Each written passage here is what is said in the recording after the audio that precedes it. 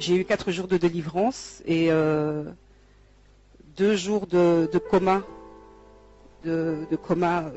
enfin mon âme n'était plus là. Je respirais, j'étais là, à côté de mes proches, mais moi j'étais partie. Ce que Dieu, en tout cas, m'a fait grâce de voir, c'est que j'étais dans mon cercueil. J'ai vu ma tombe, j'ai vu que j'étais dans le cercueil, et à un moment donné, j'ai été propulsée dans la galaxie, l'espace. J'ai vu quelques étoiles, et je suis restée, j'ai l'impression que je suis restée vraiment dans cette galaxie pendant une éternité. Ça a duré, et j'errais, mon âme errait, j'errais, je me demandais, mais qu'est-ce que je fais là? Qu'est-ce qui se passe? Et il faisait noir. Il faisait noir. Et après ce que j'ai vu les ténèbres, donc une nuée très sombre, et une nuée et la lumière en fait. Donc j'ai compris par la suite, parce que j'entendais des voix, c'était vraiment les anges de Dieu et les suppôts de Satan qui pas négocier, parce qu'on ne négocie pas avec Dieu, mais le diable qui réclamait mon âme en fait, et ma vie. Et il disait, mais enfin, Seigneur, il y a un pacte qui a été fait, elle n'a pas suivi tes voies, elle n'est plus digne d'être appelée enfant de Dieu. Donc elle est devenue mon enfant, donc voilà, il faut nous la laisser. Donc c'était vraiment comme s'il y avait un combat spirituel entre les ténèbres et la lumière. Et à ce moment-là, je sais pas, un esprit démoniaque m'a pris et m'a demandé si j'étais prête.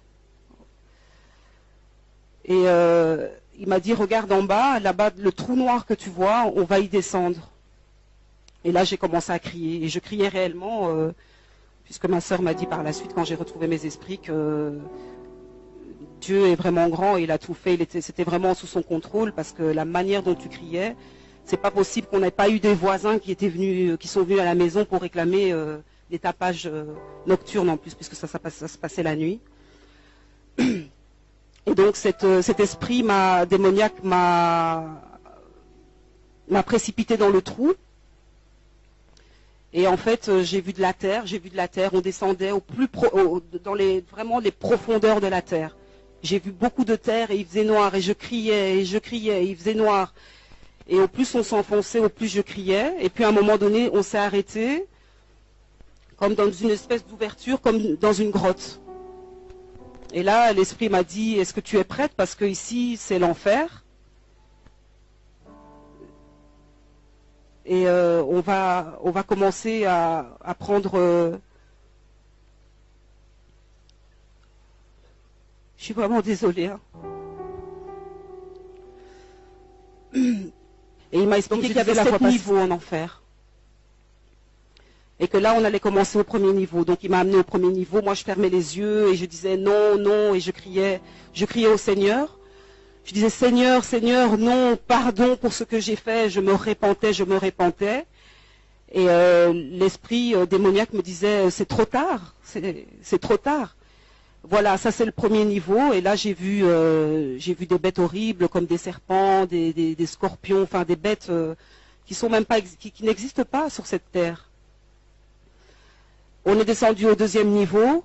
Il m'a dit, voilà, ça c'est le deuxième niveau. Moi, toujours en train de crier, non, je veux pas, Seigneur, Seigneur, libère-moi. On est descendu au troisième niveau. Et au troisième niveau, il m'a montré une personne qu'on châtiait en fait. Donc cette personne était un homme. Et cet homme recevait des coups de couteau. Et à chaque coup de couteau qui transperçait son cœur, il ne mourait pas. Il ne mourait pas, le sang giclait, cet homme pleurait, criait, et la plaie se refermait. Et puis il recevait des coups de couteau toujours au même endroit, et le même processus se répétait et se répétait. Et cet esprit démoniaque me disait, tu vois le châtiment, ça c'est éternellement que cette personne-là va être comme ça, en tout cas crucifiée par ce couteau. Arrivé au quatrième niveau. Et cet esprit m'a expliqué que le 4e niveau était le niveau de mon châtiment à moi par rapport au péché dans lequel j'étais. Donc péché sexuel, hein, puisque j'ai été condamnée par rapport à ça.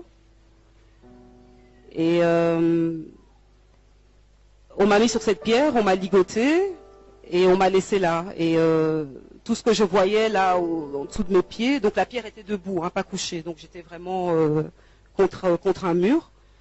L'enfer ressemble à une grotte, en tout cas là où j'étais, au niveau, c'est une grotte en fait.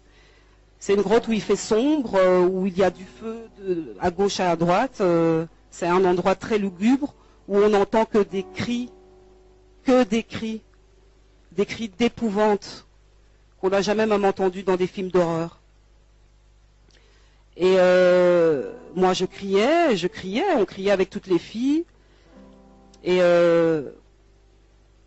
des démons venaient, me touchaient, me pressaient à mes parties intimes. Et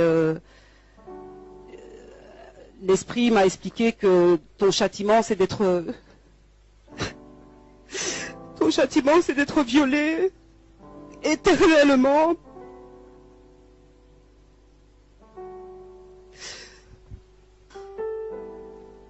Et naissaient des enfants de ces relations en fait. Tu n'as pas le temps de dormir en enfer.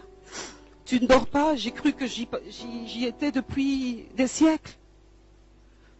Et c'est sans arrêt. On ne ferme pas les yeux en enfer. On n'a pas un temps. Il y a des niveaux. Il y en a 7.